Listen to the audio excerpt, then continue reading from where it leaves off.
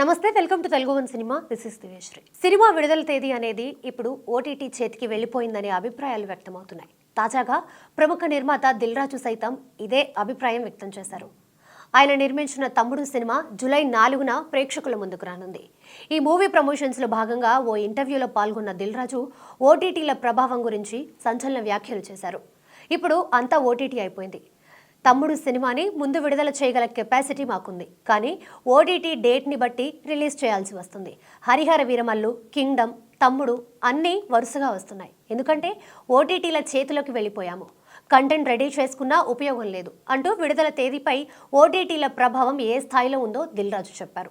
అలాగే థియేటర్లను బతికించుకోలేకపోతే సినీ పరిశ్రమ దారుణ స్థితిలోకి వెళ్లిపోతుందని అభిప్రాయపడ్డారు. ప్రేక్షకులను థియేటర్లకు రప్పించుకోగలగాలి, లేదంటే ఇండస్ట్రీ వరస్ట్ ఫేస్ లోకి వెళ్లిపోతుంది.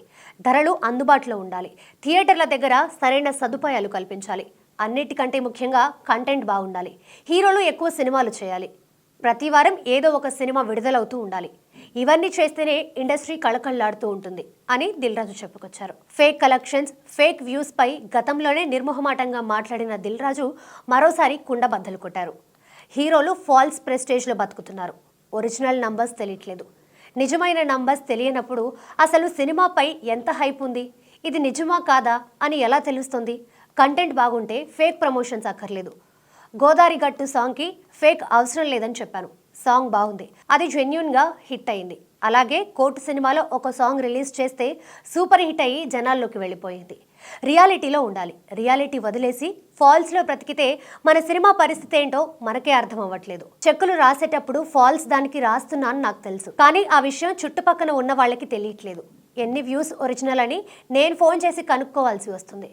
వాళ్ళు చెప్పేది కూడా రైటో రాంగో నాకు తెలియదు అంటూ ఇండస్ట్రీలో తనకి తెలియకుండానే అందరూ ఫాల్స్ ప్రెస్టేజ్లో ఎలా ఉండిపోతున్నారో దిల్ రాజు తెలిపారు. ప్రస్తుతం ఆయన కమెంట్స్ సోషల్ మీడియాలో వైరల్గా మారాయి.